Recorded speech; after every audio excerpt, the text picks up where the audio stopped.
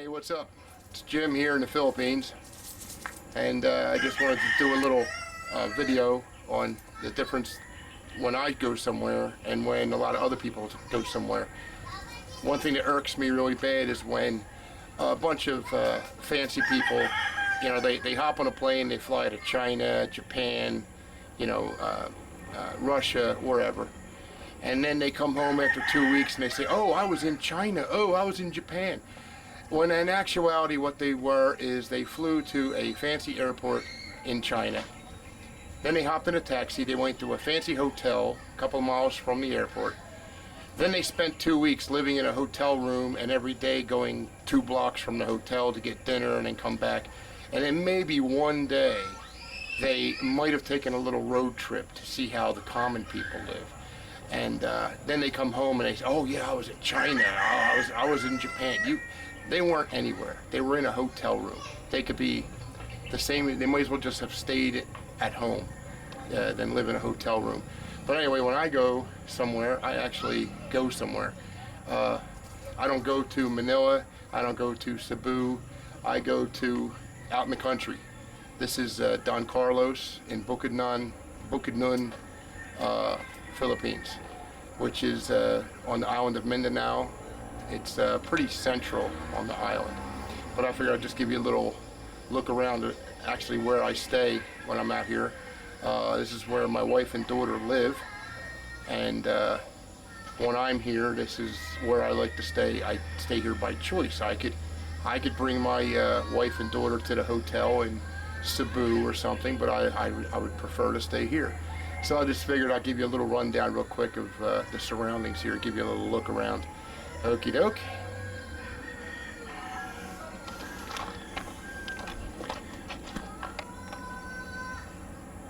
First we have my lovely wife, who will be assisting me later in this video. She will be the one screaming as I'm driving the motorcycle down the road. Sitting on her lap is my lovely daughter, Luciana, 4 years old. Beautiful smile when she's in a good mood. But anyway, they're in the front yard here, the house. This is the house we stay in. Real simple structure. Cinder block with a tin roof. Steel roof, you know. Wood frame with a steel roof covering on top, just like the other building next to it. Now this original building, this was the house of my father-in-law and mother-in-law. And then when they needed to expand, you know, when their family got too big and they needed more space, instead of moving half the family across town, you build a building right next door like this one. This one's been renovated a little bit. It's gotten a lot bigger. But so you got these two very simple structures. Out here, this is the well, and up until about a year ago, you used to draw water out of the well. They just recently did have running water put in around a year ago, maybe a year and a half ago. But up until a year and a half ago, if you wanted water, you came out here to the well and you drew water out of the well and put it in a 5-gallon bucket and took it into the house. And so that's the 2 houses and the well. This is the backyard. It's up against a sugarcane field. So the sugar cane's pretty high right now. This field here you can see has been harvested, and it's the plants are ready to be replanted there. Sugar cane, they can harvest them 5 times before they replant them.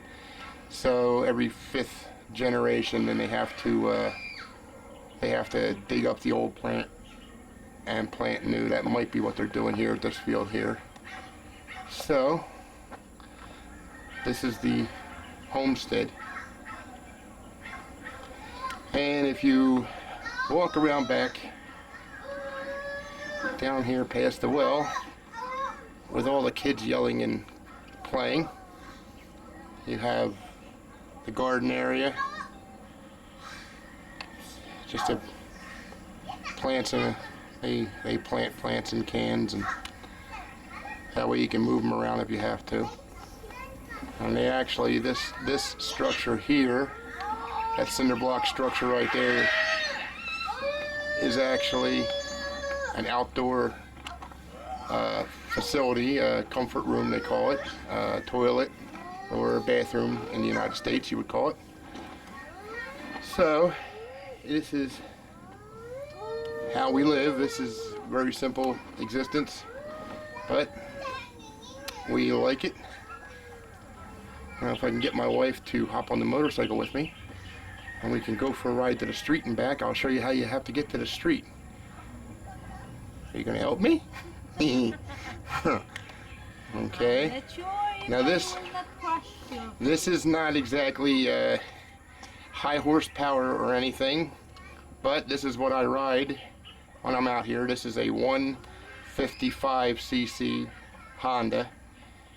I was riding a 110 Kawasaki, and I was offered to swap the 155 for the 110, and it was a world of difference because I'm upwards near 300 pounds. My wife is about 80 pounds, I guess. My wife says 100, but she's less than 100. She's probably 85 to 100 pounds. And my daughter is 35, 40 pounds. And all three of us climb on this thing. And when it's the 155, it handles it a lot better, but the 110 was having a lot of problems. So it was definitely worth the swap, you know. If I was going to stay here permanently or look for something permanent, I would look for at least a 250 if I couldn't find like a 400, you know.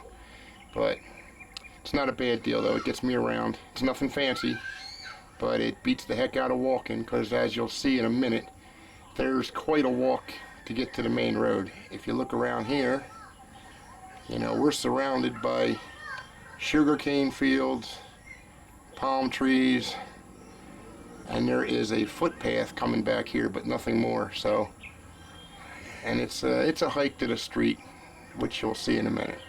Okay, so here we are in front of the house. Stand over to the house. Show them. All right, just a couple seconds, just to let them know we're in front of the house. Now you want to get like right over my shit. That's good. And we're gonna go for a run to the roadway. First, you have to wait till the little kids get out of the way. If we hear a little girl screaming, that will be my daughter, thinking that we're leaving her.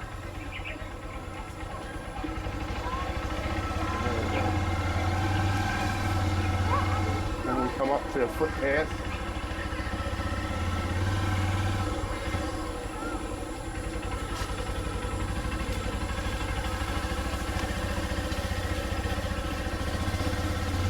Come up to the footpath here. Make a left on Kabuya Drive.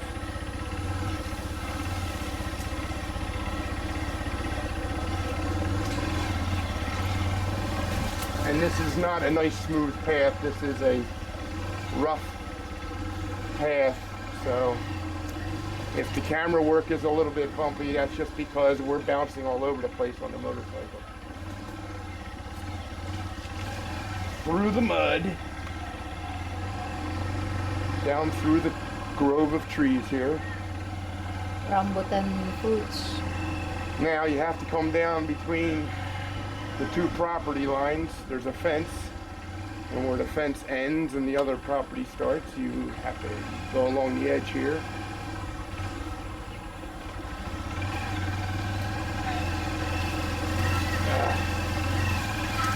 And come down.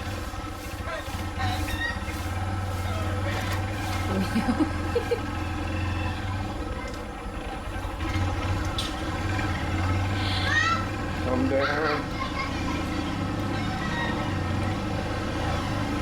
Past the neighbor's house.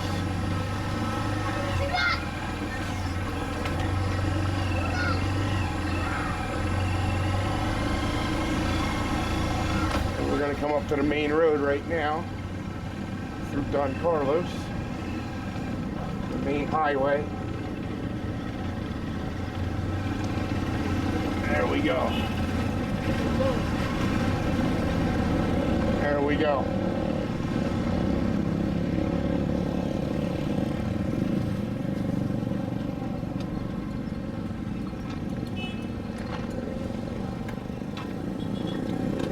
Put it in gear so it's locked. All right. That's good. Okay, so anyway, here we are down on the main road in Don Carlos. Am I, you zoomed in a little bit. Anyway, we're down on the main road, me and my lovely assistant. And by the way, me and her, like, you look at her, and then you look at me, and then you look at her, then you look at me. Don't try to figure it out, just accept it, okay? I don't know what I ever did to deserve a woman like this, but I don't know, I must have done something right. Anyway, we're gonna give you a little shot of the main road here. This is the main road in Don Carlos. The majority of the traffic is motorcycle and what they call tricycles here, which is the motorcycle with the two-wheel enclosure around it like this here. There are like that there, that's a transport also. It's like a step up from a jeepney. But the majority, oh, here comes something different. Look at this thing. That was the first time I've seen one of them. It's like a pickup truck and a motorcycle mixed.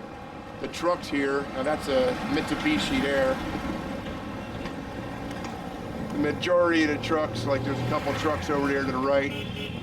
There's this truck coming out right now. These trucks are all from the sugarcane fields, harvesting sugarcane and rice, taking it down to the warehouses and the markets and stuff. So, this is, here comes a sugarcane truck that's loaded. And when they load these things, they load them pretty high. Oh, here comes a jeepney, right there. That's a jeepney. You just kind of hop on for 10 or 15 pesos. Here comes a sugarcane truck. That's all sugarcane on the back there that was harvested. Stacked high and hanging off the back by a couple of feet. And everybody is, that truck there, you can see how overloaded that is. And we're right across the street from the gas station here, so this is kind of a major hub here for people coming and going because they come in here to get their fuel. All right, we're gonna take a quick run down through the market area and then loop back to the house. All right, you want to take the camera again? We'll go down by, we'll just go down past the market. I'm scared Luciana is following us. Don't worry, Luciana is not following.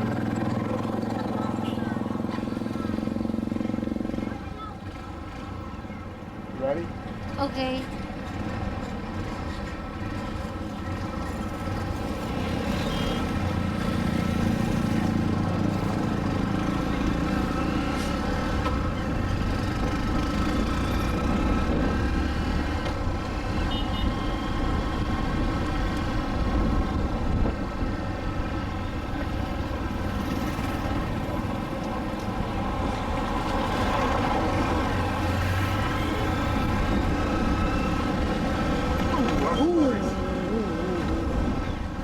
Sorry about the big bump there.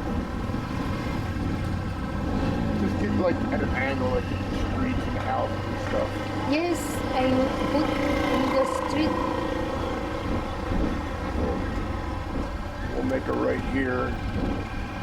Whoop, whoop, whoop. As Curly would say. You can see it's a busy little town here.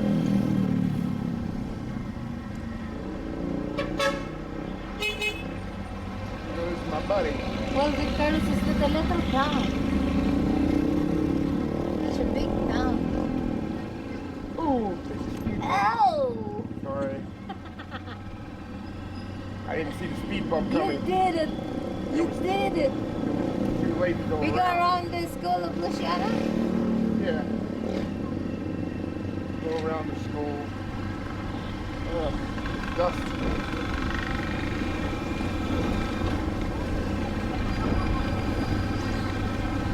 Don't make sure it's not zoomed in. Huh? Make sure it's not zoomed in.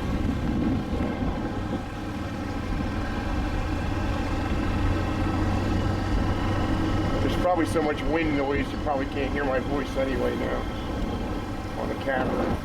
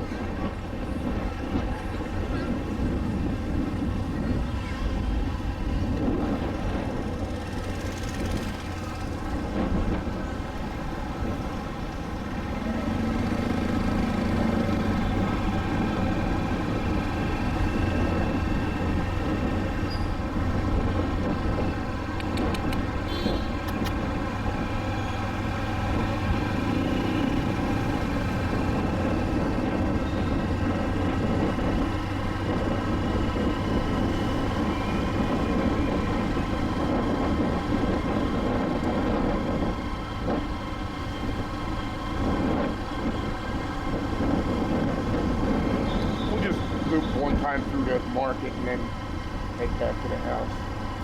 Huh? We will loop one time through the market and then head back through the house. Just to show the market area, just, you know, that's why I'm going slow. You can just like, at an angle, just kind of hold the camera still at an angle and you can see all the different shops go by.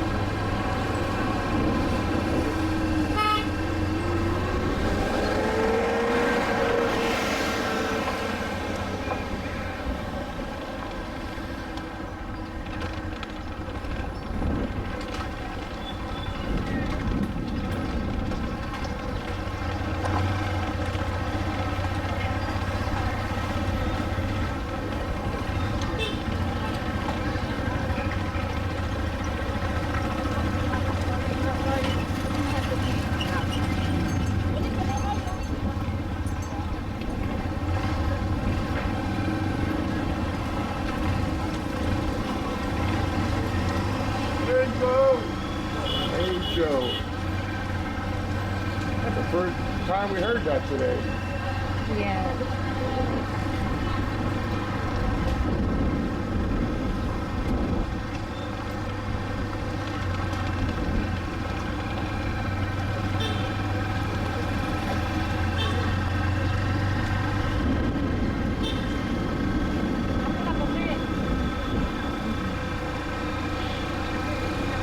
Alright, let's get on home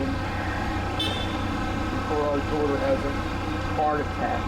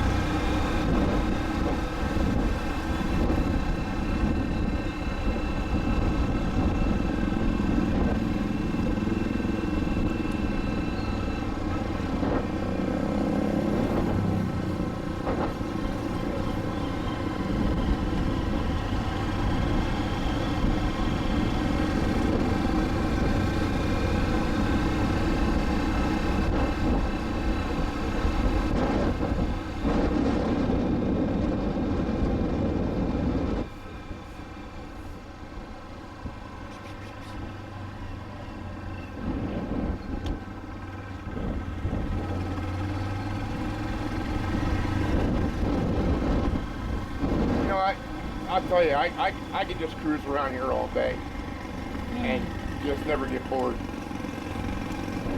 Of course, my wife would never let me do that. I could teach you how to ride. We could cruise around together. It'd be very nice.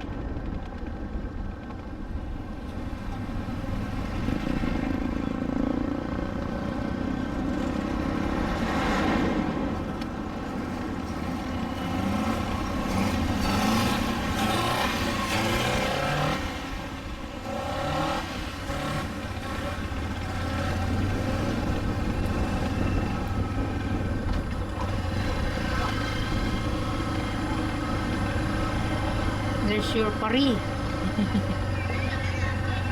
Father of the boy. Yes. Woo.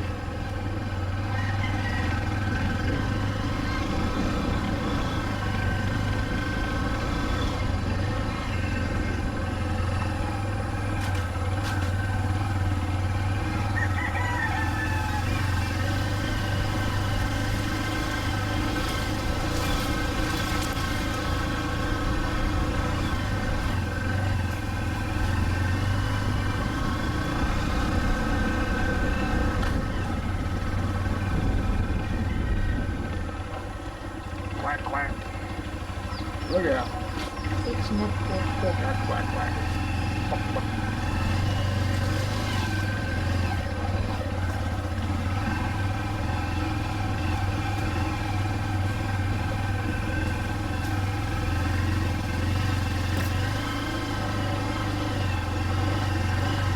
Oh, I actually hit it that time. Good spot.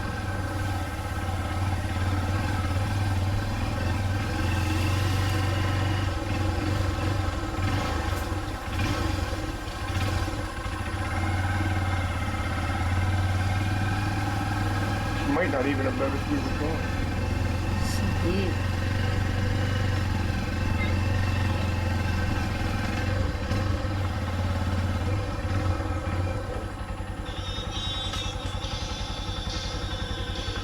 Oh my god, this is tiring.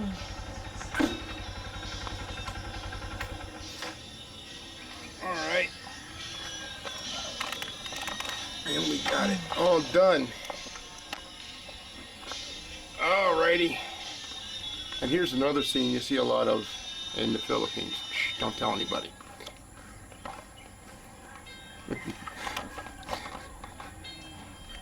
He ain't got much, but he's got a cell phone. Say hi, Jason.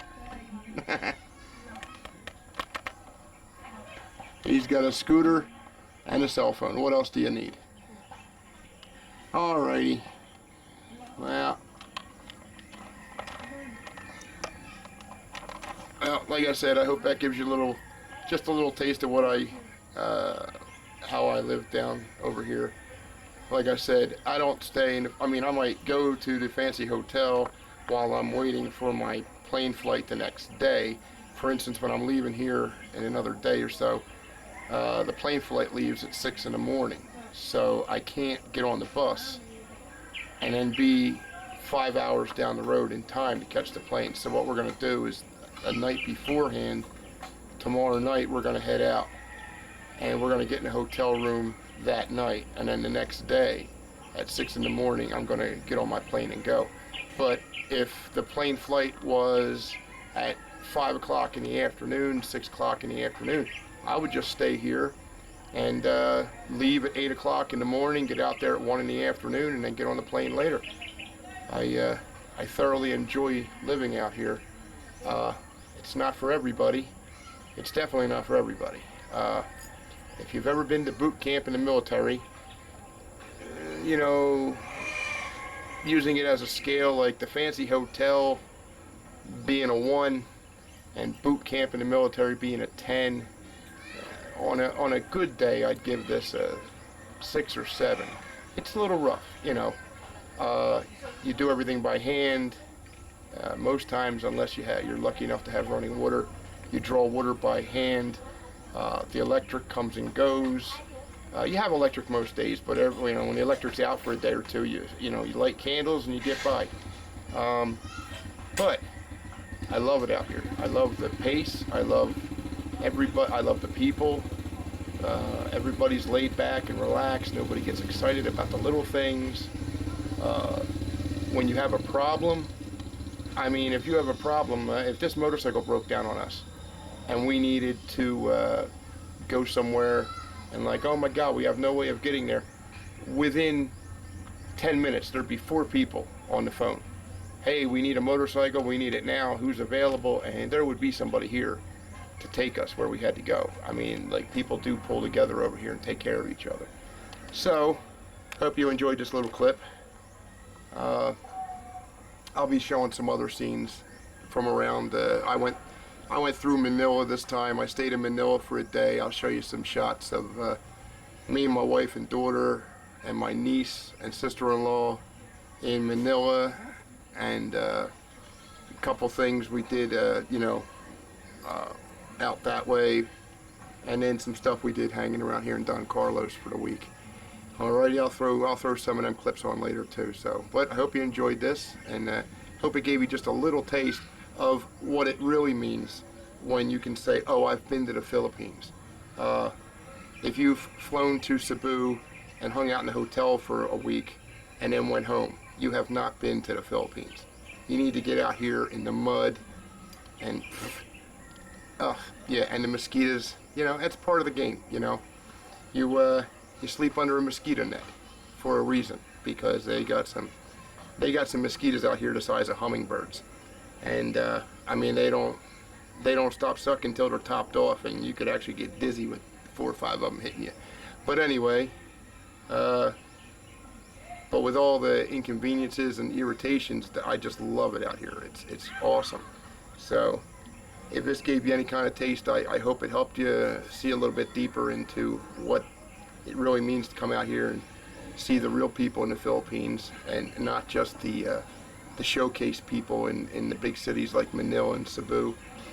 So if you ever come out here, you go, you fly to Cebu, get on a boat, get on a ship. It only costs like 30 bucks or something. Get on a ship. It's an 8-hour ride to Cagayan de Oro, which is on the northern end of Mindanao, and then hop a bus at the Cagayan de Oro going towards Davao or going towards Cabawi, and head on down into the middle of the country here. 4 hours later, you'll find yourself down here around Don Carlos somewhere. So have a great time. I hope you enjoyed this. See you later.